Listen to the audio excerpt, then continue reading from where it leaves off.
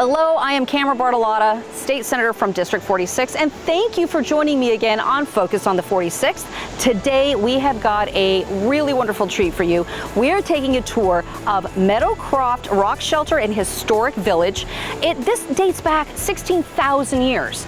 We're not going to give too much away because we want you to come and visit and bring your kids, bring your family. This is really a wonderful historic site, and I'm looking forward to showing all of it to you coming up. Stay tuned.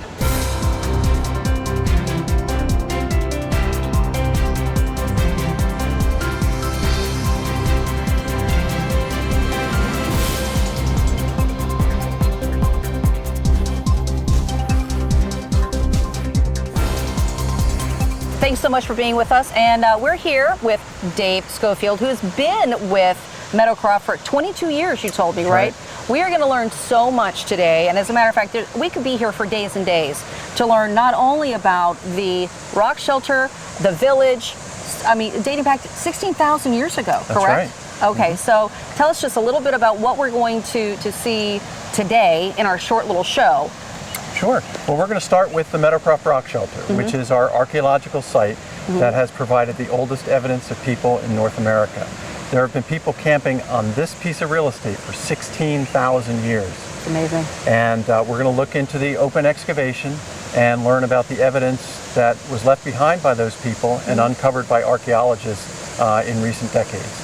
Fantastic. So there's several different sites, and we're going to be going sort of, you know, from back the furthest in time or so, and then we're going to visit our recreated 16th century Monongahela Indian village. Okay. And then our 19th century rural village. Fantastic. Monongahela Indians. Monongahela is my hometown, so I'm very excited about that. So let's get started. Let's get on the tour. Great. All right, Dave. We're approaching the rock shelter right now. What is it we're going to see? We're going to look into the excavation from the southern observation area here. Okay. Fantastic. Oh my goodness. You know, we were just discussing that there are people who live right here in southwestern Pennsylvania who don't even know this exists. Yeah. I've known about it for a while. I've just never ever taken the opportunity to come and see this. I am so excited for the whole tour. Well, we get visitors every year from Europe, and they know about the Meadowcroft Rockshelter because they know it's an important North American archaeological site, and they come to see it while they're in the U.S. But you're right, there's still people right here in our own backyard that haven't been here. It's exactly, you know, it's like mining diamonds in your own backyard. There's a book like that, and this is a diamond here in southwestern Pennsylvania. So tell us what we're looking at right now. Okay, so we're looking into the excavation from the south, and we're looking into what we call the deep hole, and that is the oldest part of the site where the oldest evidence of people came from. You can see all of the rocks that are distributed. Those are all, as the archaeologists refer to them, as in situ. That is where they were uncovered. They haven't been moved. So they fell thousands of years ago from the roof, and that's where they landed, and that's where they stay. So all the excavation works around those rocks, and many, many rocks were removed through the course of the excavation. Now, you just said that a lot of these were the roof. Right. To what was once, what, a cave or something? Well, a cave is different from a rock shelter in Okay. that a rock shelter is just an overhanging rock ledge. The sides are open, so it's more of an open air type of shelter. And that rock ledge erodes, and eventually you have small pieces that fall. And after a longer period of time, a larger block will dislodge, and eventually large catastrophic collapses occur, like this one on the left. Oh, this giant boulder. This is what we call the old roof fall. Oh. This came down approximately 12,000 years ago. Wow. Now, we had discussed earlier, not on camera, but we'll explain to our friends, you said that a lot of this is shale, but it was undermined by sandstone. So what you're seeing here is all the sandstone. Okay. The shale, the Birmingham Shale, is the bedrock. So it's down at the lowest level. Okay. And not really exposed in the excavation. Okay. But we were talking about, you can barely hear in the distance a creek. And as all of us know from, you know, elementary school, water is what brings and feeds up civilization to develop. So tell me a little bit about the creek and how it provided the water for this. Well, this is Cross Creek, which empties into the Ohio River about 7.5 miles downstream. And it was Cross Creek that cut down through the valley over the past 70,000 years to the present level, which is approximately where it was when people first arrived here. So it's been at that level for since at least 22,000 years ago. And it was the creek that undercut the sandstone and created that overhang, the ledge that provided a sheltered campsite that people took advantage of. So what things were found by archaeologists to lead to the conclusion that people actually lived here? You know, the first objects that were found here were found by the property owner, a man by the name of Albert Miller, who his family had owned this property since 1795. And Albert was, in addition to being a farmer and the local historian and an amateur archaeologist, he had a theory that people had used this rock shelter prehistorically. He knew what rock shelters were and figured his site was also used by native people. So on November 12th, 1955, he was walking through here and found a freshly dug groundhog hole. And Albert, his curiosity got the best of him. He wanted to investigate, so he sifted through what the groundhog excavated, found some pieces of flint, enlarged the hole and screened the material, and eventually found an intact flint knife. So he knew he was right, and he was also wise enough to know that he should keep quiet about it because he didn't want the site to be looted and destroyed. So he spent the next 18 years trying to find a professional archaeologist to excavate. And so that takes us to 1973 when Dr. James Adovasio, a new professor on the faculty at Pitt, was looking for a field school for his students and was put in touch with Albert Miller through a mutual friend. And he asked for permission to perform a field school here in 1973. This was an archaeology class that came from Pitt to do, you know, hands-on. And then they ended up doing 6 years of field school in a row. All thanks to a wonderful little groundhog. The very first famous groundhog of Pennsylvania. Thank you very, very much. We call him Rocky. Rocky. The groundhog, yeah. Phil, you ain't got nothing on this guy. Sorry. All right, so where are we going to look next? So, right here. Let's see if we can pick that up. Can you see the red dot? That is right, a folks. fire pit. Oh, wow. That is a Pleistocene or Ice Age fire pit that was excavated in cross-section. You can see kind of a semicircle, and it was excavated in half. That was a campfire that was used by people at the end of the last ice age. So about 12,000 years ago, that was the level of the rock shelter. None of the material above it had accumulated yet. Wow. And the new roof fall, the big block to the right, hadn't come down yet. That collapsed in between AD 300 and 600. Oh my goodness. There's also in the vicinity of that fire pit I just showed you is the location where the oldest stone spear point in North America was recovered. A 12,000-year-old spear point, which was named after Albert Miller. It's called the Miller Lanceolate Point. What other things were found? There are a total of 20,000 artifacts recovered from this site. And artifacts are things defined as something either made or modified by people. So that includes all the stone points and tools, all of the little flakes from either manufacturing or resharpening those tools. It's referred to as debitage. Fragments of pottery, fragments of basketry, stone tools, bone tools, wooden tools.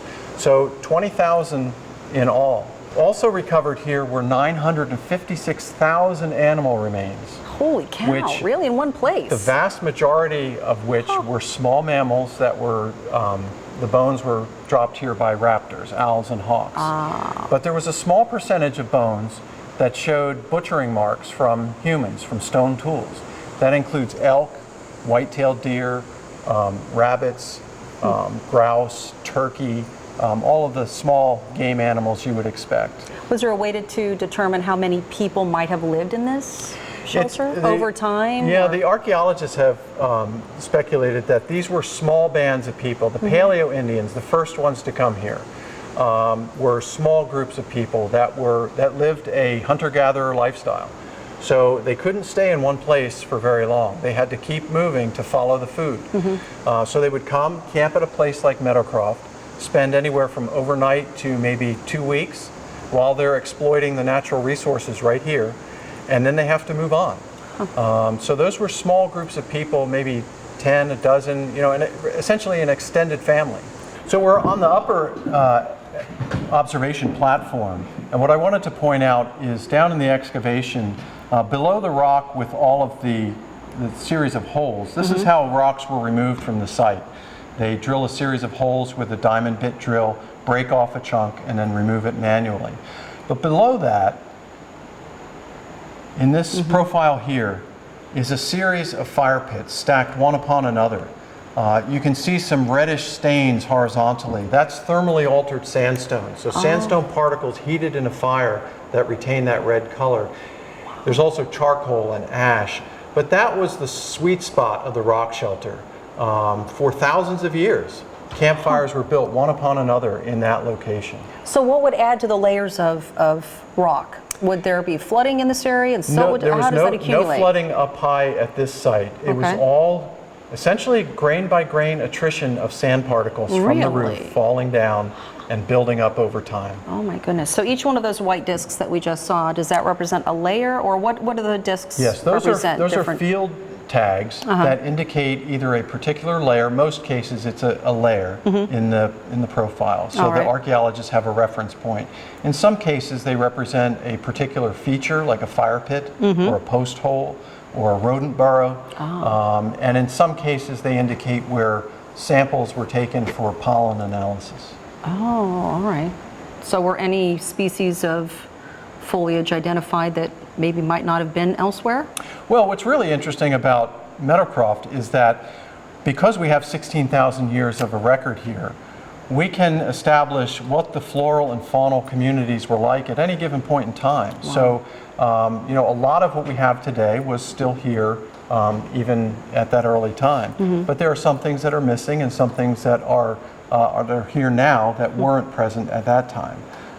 There are also 1.4 million plant remains recovered from this site. Everything from pollen-sized material up to nut hulls and pieces of wood.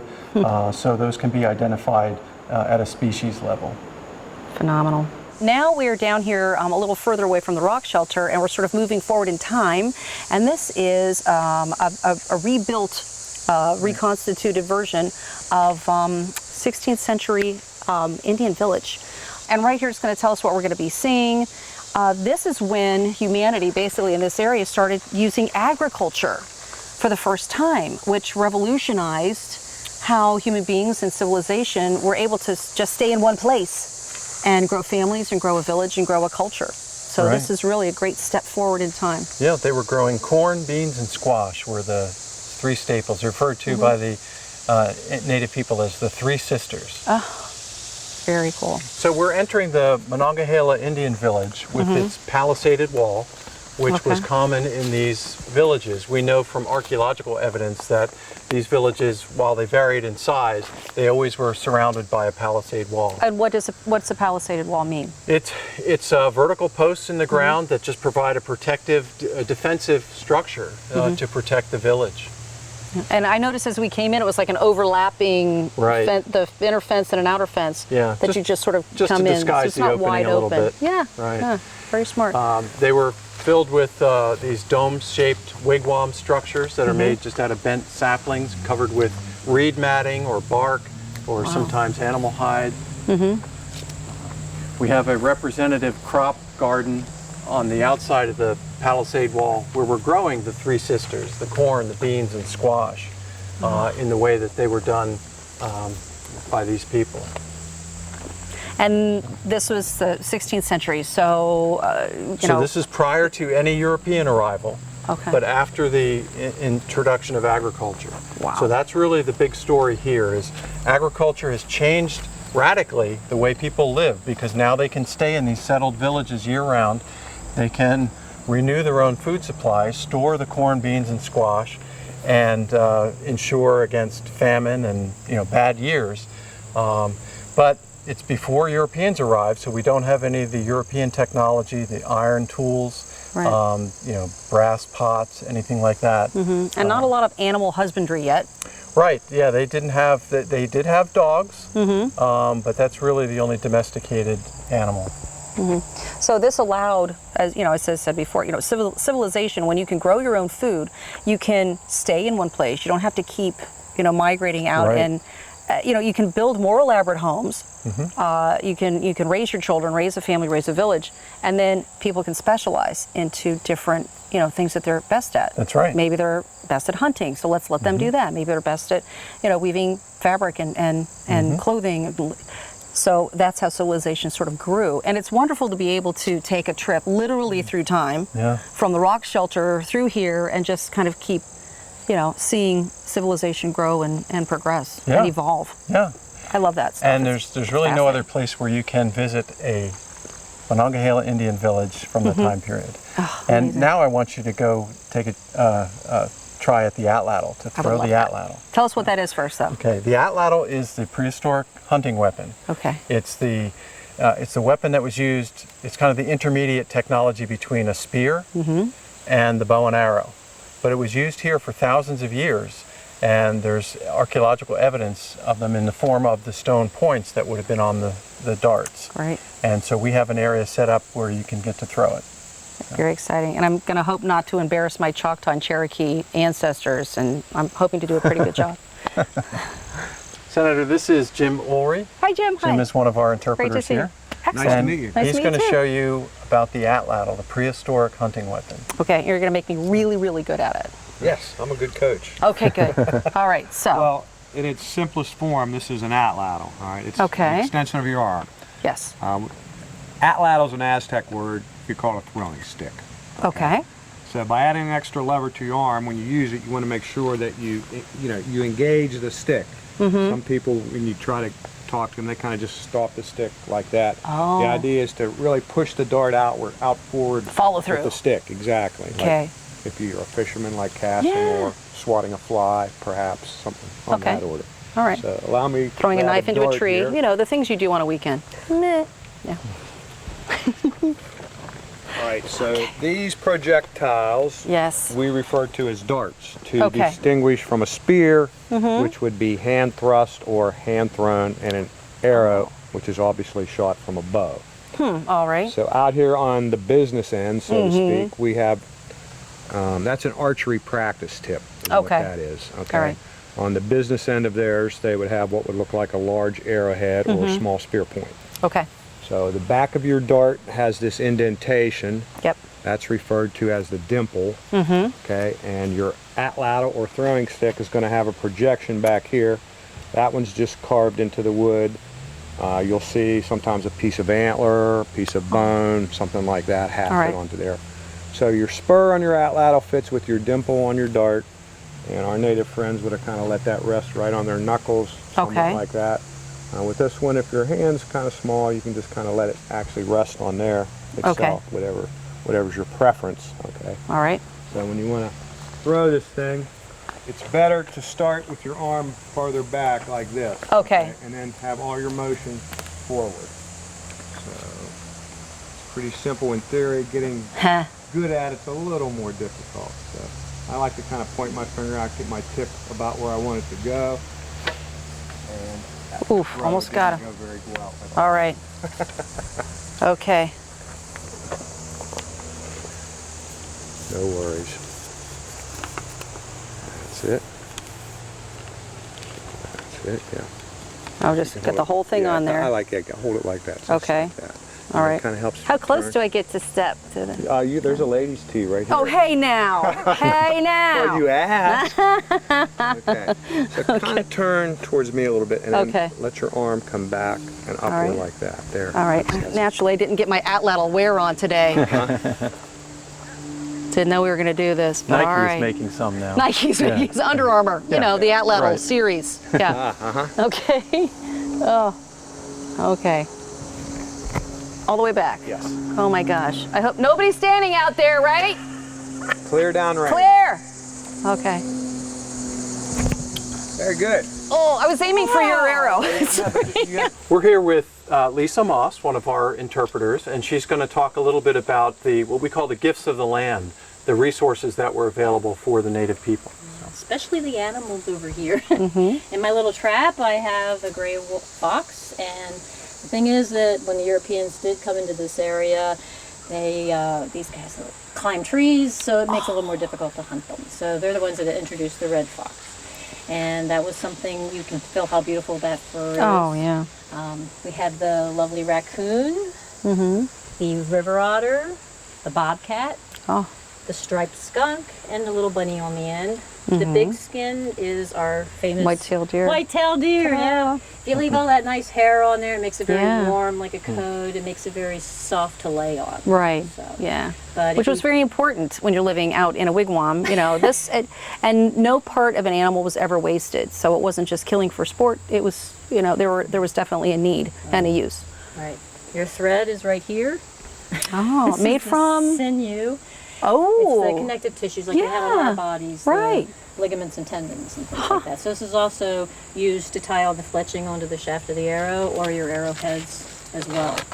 Let's see that. Yeah, exactly. Right there. That's tough stuff. It is. So we're going to take a look at the Pine Bank Covered Bridge, but I wanted to point out that this project has been funded by a Keystone Historic Preservation Grant, as well as 2 grants from Washington County, a local share grant and a Washington County tourism grant. This is a bridge that was built in 1871 and it was relocated here in 1961. And so after 90 years on its original location, it spent 55 years here and was in need of some serious rehabilitation. So the entire structure was dismantled. We made repairs to the King Post truss system and put it all back together, raised it up 3 feet in elevation to improve the drainage. And the last thing that needs to be done is the roof, which it'll get a standing seam metal roof, which is appropriate to the late 19th century. Fantastic. And for people who don't know, LSA stands for Local Share Account, and that's the monies that are given to Washington County from the casino. Right. So they have provided millions and millions of dollars over the years to all kinds of incredible projects just like this one. Right. Yeah. And the tourism board too, they're phenomenal for their charity and what they do. Yeah, we couldn't have done this project without it. So we're in our 19th century recreated village now. Okay. That consists of the one-room schoolhouse. We have a couple of log buildings, a log church, and the blacksmith shop. Wow. And I want to introduce you to 2 of our interpreters here. This is Sarah and Hi, Sarah. Maria. Hello, hello. Nice to meet you. And they can tell you quickly about our village. Great. All right, so I am working right now in the Miller Log House that's behind me, and it's Okay. the oldest building that we have over here. So how old is it? It is built sometime around 1795. Wow. Fantastic. Okay, so what else is around? You said that there's the... Yeah, you can hear the blacksmith Yes, working you can. down there. Ah. And we can get some shots of that as well. Great, And great. our log church, that came from Greene County, not far from where the covered bridge was located originally. Oh, that's terrific. And then you could go behind us inside over all here of is these? the one-room schoolhouse. Oh, with the bell and the tower. Yeah, yeah. Can we take a quick peek in the schoolhouse? Absolutely, and Let's that's take a what peek. Sarah is our school teacher today. So Miss she can- Sarah? Miss Sarah. All right. Okay, so how old is the schoolhouse? This schoolhouse was built in 1834 and was in operation until 1921. Wow. With a long life as a school. And like the Miller Log House, this is original to Meadowcroft property. It was just moved Great. for the purpose of the museum. So after you. Thank you. So we'll go inside, Miss Sarah. Wow. Oh, look at how tiny the little desks are. So in the bell before school and after school. And we had grades 1 through 8 in this school, so we do have different size desks for different That's size so students. cute. So they would hang their bonnets up when they came in? Yes, you would hang your bonnet Oh, up. look. Oh, and it matches my pink. I got to do that. Okay. Very cool. Oh, Although it was modest for ladies to have their head covered, so you were permitted to keep your bonnet on throughout the day. really? Oh. It's a little hot, It is a little warm today for a bonnet. but that's very cute. Reminds me of Little House on the Prairie, my favorite book series of all time. Love that one. This is like living Little House on the Prairie when you come out here. It's phenomenal. On our wall is our photograph of our 1890 school year. We had 16 students. that year. Really? Oh my goodness. I can't believe they have a photograph of the class. That's remarkable. I'd like to mention on our board there, we have behind the plexiglass, we have signatures from a reunion we hosted in 1966. Oh my goodness, Those are all really? So how old were some of these folks? They were Oh my goodness. age range, very different range. But our two founders, Albert and Delvin Miller, are on this board. So this was their childhood school for Oh just my a year. goodness sakes. We have a photograph of that day. Really? And everyone out front in the school. Yeah. That is just, that gives me goosebumps. Oh my gosh, that's fantastic. Wow. Oh, so you could spend the entire day here, and you should. Even more than one day. Bring your kids, teach them history. You know, let them see it, let them smell it, let them touch it. That's what it's all about. Well, I can't thank you, viewers, enough for joining me on Focus on the 46, and I can't thank you, Miss Sarah and David, for a phenomenal tour. And we only saw about half of it, guys. You've got to come down here. You've got to bring the family. Spend a day. Really, you know, those who don't learn from history are doomed to repeat it, but those that don't appreciate history are doomed to never grow. So I really encourage you to come and be part of this. And we're going to let Miss Sarah bring this class out.